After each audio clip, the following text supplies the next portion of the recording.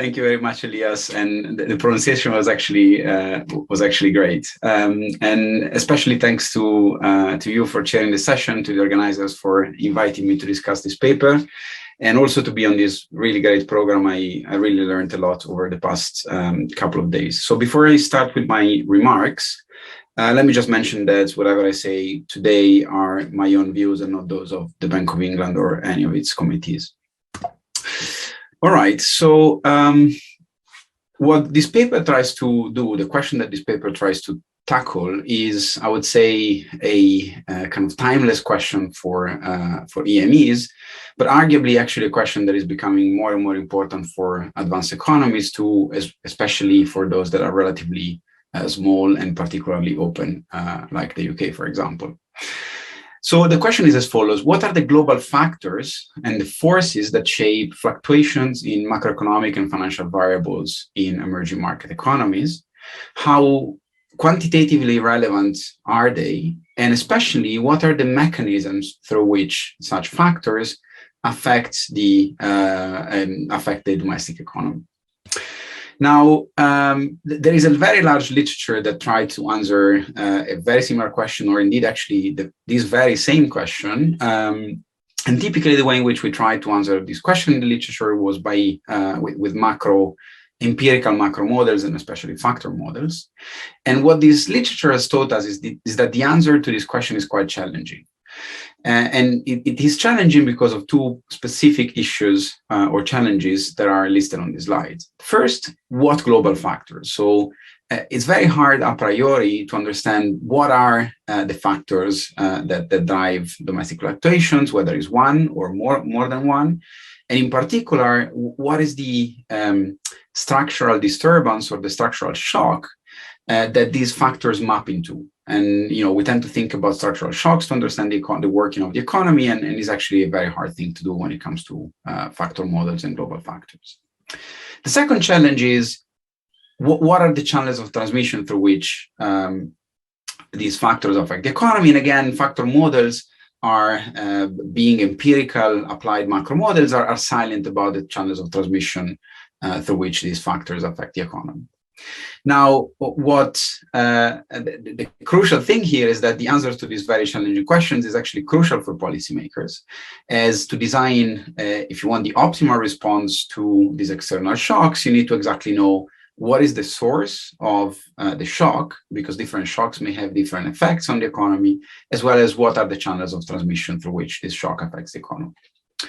So what this paper does is to tackle both challenges, and so it's actually great. It's quite amazing what the paper does, and it's really a welcome advance in this literature. So to summarize what the paper does, it first builds a structural factor model, so different from traditional factor models. The model developed by the authors allows us to interpret these factors with an economic interpretation. And secondly, it embeds these estimated factors in a large-scale Dsg model. This is the model that is normally used at the Central Bank of Chile to perform policy analysis and forecasting. And the authors basically exploit the rich structure of the Dsg to study through which channels this factor affects the Chilean economy. Now, I'm not gonna, so enough with the praise of the paper. My job today is to raise some issues, hopefully, and generating some discussion on the paper. So what I'm gonna do next is to just summarize what I think are the main takeaways from the analysis, and then provide some comments. So takeaways, what I got from reading the paper, actually the papers, given that I had a look also at the Dsg paper that is a link to the current paper that's been presented today, are the following.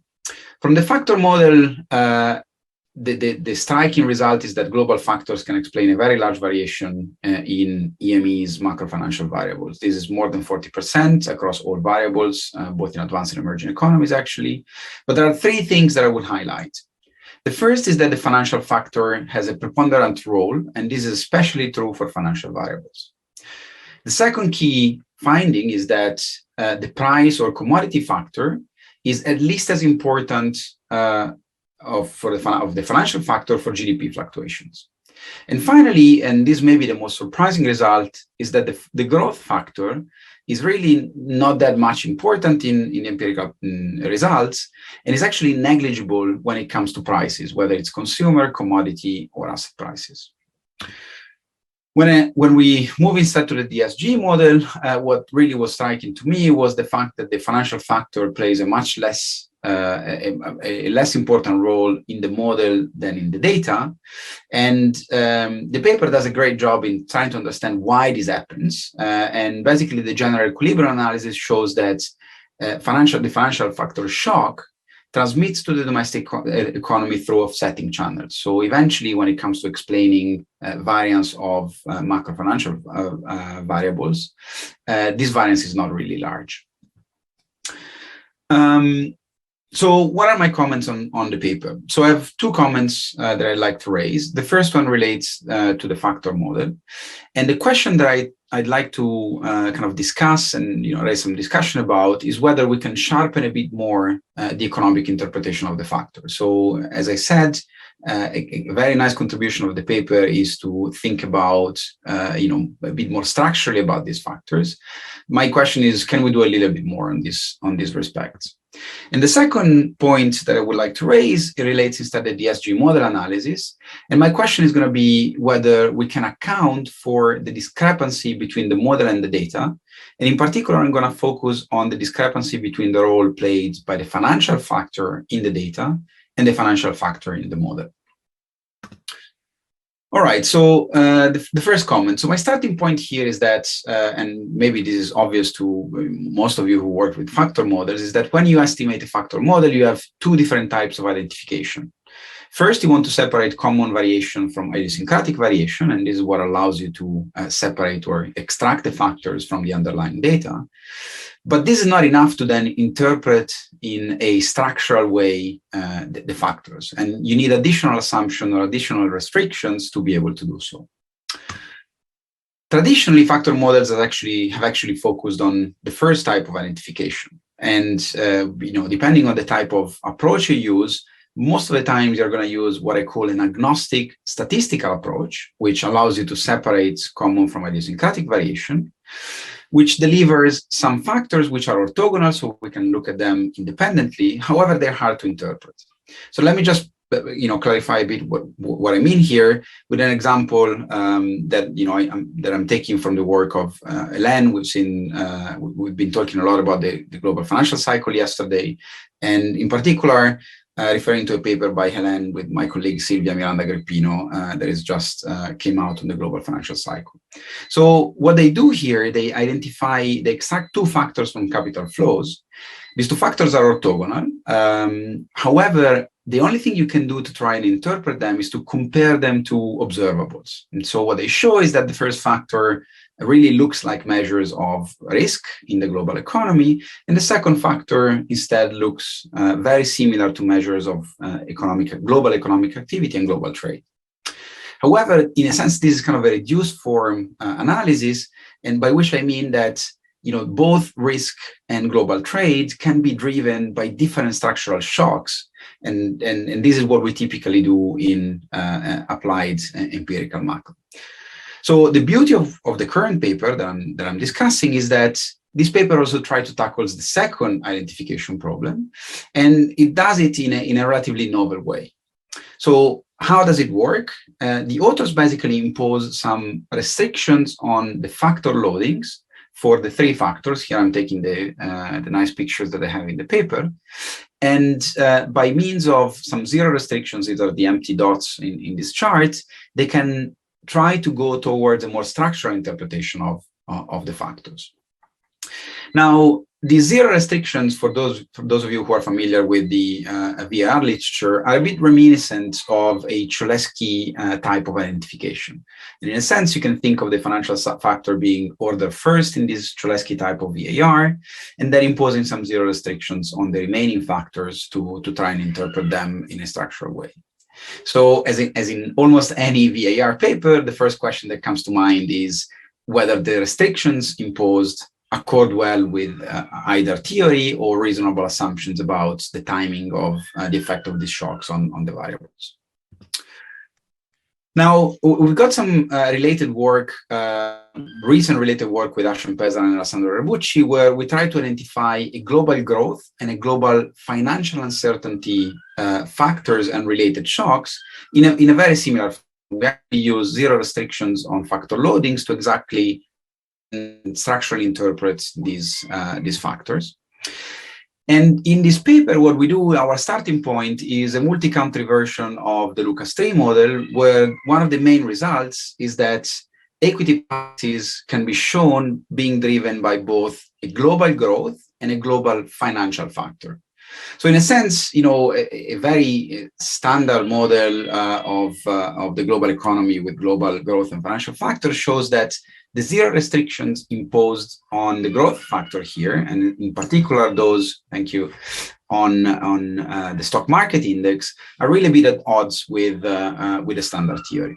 And so I'm a bit puzzled about, what are the implications of that. And I think the main implication that this could have is that the growth factor's relevance may be understated exactly because you don't allow exchange rates and stock prices and other asset prices to load on the global growth factor. More in general, I think it's quite reasonable to assume that global factors affect contemporaneously both quantities and prices in advanced economies and EMEs. However, if you were to allow that, you would go back to the agnostic approach that I mentioned in the first place. In a sense, you wouldn't be able to impose any zero restriction, and you would get back to a bunch of black dots here, which is not really helpful. So what can we do then? Is there any way in which we can kind of sharpen a little bit more this identification without imposing the zero restrictions that may be less plausible? And my suggestion here, I think it is possible to impose restrictions on the sign of the factor loadings. And the example on how to disentangle the growth and the price factor is probably easier. You can think of these as being a supply-like shock, which moves prices and quantities in a different direction, while a growth factor could be thought as a demand shock that instead moves output and prices in the same direction. So it would be quite easy to disentangle these two. It would be clearly a bit more difficult to disentangle the financial and the growth factor, but I think here the exchange rates could be used to separate these two shocks, and in particular the fact that if you think of the financial factor as a risk-on shock, then there should be an asymmetric response of the exchange rates depending on whether you have a boom in demand in the US, say, or a boom in or like a boom in the risk aversion of global investors in the world economy. So enough with this. Let me just quickly move to the second comment in the couple of minutes that I have left. So the second comment relates to the Dsg model. And again, the question that I had in mind here is whether we can account for the discrepancy between the model and the data when it comes to interpreting the global financial factor. This is just a summary of the results that I mentioned already. And as I also mentioned, the paper highlights the role of offsetting channels and the covariances, which is really useful to understand mechanically what happens in the model, but it's still silent about the discrepancy. In a sense, if you were to believe the model as a data generating process, you wouldn't obtain a factor model that delivers the same results as you have in the data. So there are two possible explanations, thank you, for this. The first one is that maybe the role of the financial factor in the empirical model is overestimated, and we're back to my first comment.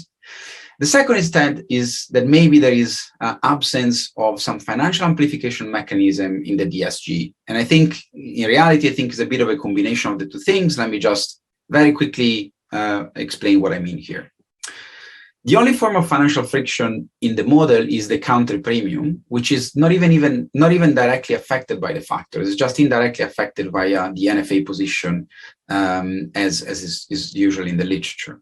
So the main point I want to make is that there is no role for asset prices to interact with financial constraints via changes in the collateral values. And there are a bunch of asset prices that might matter here, and as well as the exchange rate when you have debts or assets denominated in different currencies. And I think this is really key for a financial cycle or the financial cycle to play a role. So to roughly fix ideas, I just have a net worth equation that shows how different asset prices enter the accumulation of net worth. Net worth, of course, would determine your cost of borrowing, and this would feed back into asset prices, and you would get the typical financial accelerator mechanism that I think is important to account for some of the dynamics that we observe in the data. And I think this is potentially relevant for firms, banks, and households alike.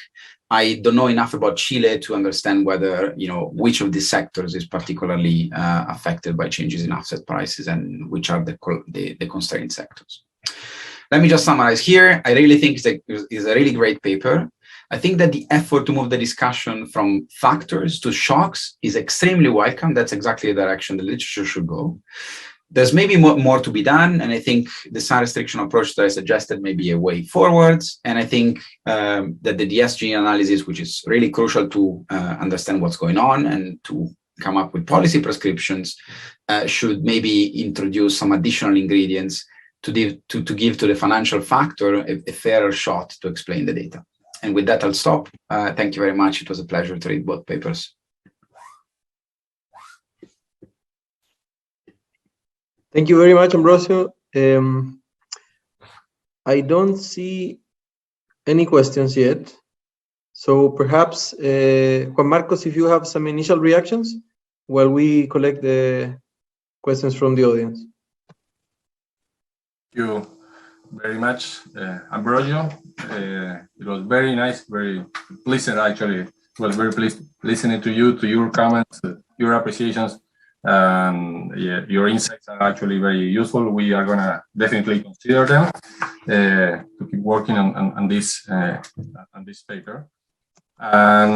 Just some brief, but the co-authors actually are here in the group, so maybe they show up and answer by themselves. They are definitely invited. What I can say, yeah, we definitely. I think that you pointed to some main concerns, not concern, but point that we as well had been talking about a lot as we were working on this project.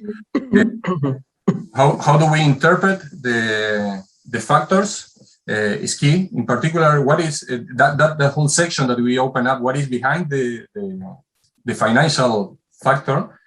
We end up proposing some okay, this is what we can interpret as we move forward, doing what everybody does. Okay, compare this to this. I mean, but there are still questions about the ultimate nature of that, what we call financial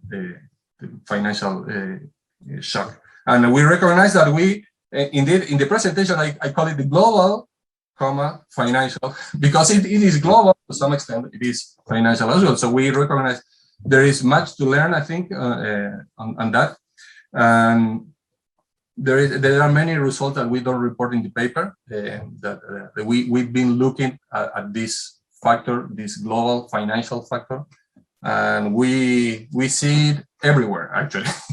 So definitely there are many financial elements behind this factor, but surely I agree there are probably other elements as well that are playing a role. And I think that as a literature to move on and try to better understand what is this global thing that is moving many things around, we are gonna improve our understanding of the global economy, and in particular of EME business cycles. We've performed several exercises, many more than you can imagine, playing with the restrictions in the matrix, in the factor loading matrix. The ones that you suggested, we have them. We have everything in tables, and in the end, we moved to this idea of being restrictive in terms of the constraint that we impose on both the price and the financial and the growth shocks, because what we found in the end is that no matter what restrictions we impose on them, the financial factor was always the same, always. We just presented one of the robustness here, but this financial factor is like a stone. You really don't move it. So I understand your concern that we may be, because we are too restrictive on the other factors, we may be putting a lot of traction on this, like artificially, on this financial shock, but it is not actually the case. And the first part of this project, actually, we spend most playing with model without restrictions at all. 1 factor, 2 factor, 3 factor, 4 factor, and so on. And looking at, okay, how the first factor look when we add additional factors, then we started playing with restrictions. But the point is that we ended up convincing ourselves that being restrictive helped to at least the interpretation that we are giving to this price and growth shocks. Definitely they are. If there is some co-movement left after you filter out with the first factor, well, it should be there. But when I say after, I'm not talking about a sequential routine. This is estimated simultaneously, so the order of the factor, it doesn't matter. But the point is that there seems to be relatively little action or co-movement in the variables once you filter for this big, strong financial factor. But yeah, we agree that we can still keep playing around, and sign restriction is definitely something that we may consider.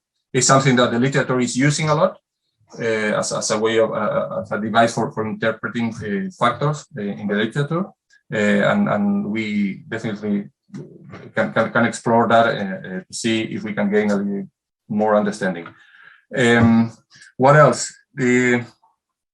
Juan Marcos, I think Andres Fernandez has his hand up. Maybe he wants to... Sorry, I haven't seen it. Yeah, Andres. Okay, well, thank you so much, Ambrogio, for these great comments. They help us a lot in trying to figure out ways in which we can improve the paper. Super helpful, really. Quick reactions on, it's reassuring that you find this avenue profitable in terms of putting structure in these factors. It's reassuring to hear it from you. Of course, it's challenging because unless you have a fully structural model of the world economy, you're forced to taking stance on these zero restrictions that you're always hesitant about where to put the zeros and how to defend those choices. To be precise, the idea of the growth factor is reminiscent of the old international real business cycle literature, by which there is a common factor in productivities, and that's it, and that is driving growth. I find it super clever, the idea to link this with your paper with Heshan and Alessandro, and that way come up with a plausible theory behind the alternative growth factor that might be related to stocks. And it's clever that you suggest to use the exchange rate as a way to disentangle this new factor. We'll clearly look at that. And I also find very useful the suggestion about embedding more financial frictions to give the financial factor the full thrust that it can deliver. It's also a very timely suggestion. We recently officially launched the version of the large DSG model that we allude, with a full BGG set of financial frictions. And we are using it for policy analysis. So it comes very handy, and it's relatively simple to accommodate this. And thank you so much.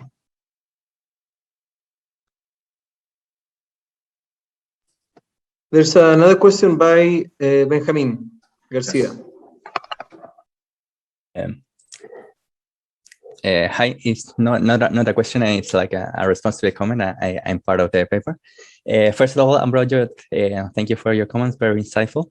I'm going to refer to the DSG discrepancy that you talk about.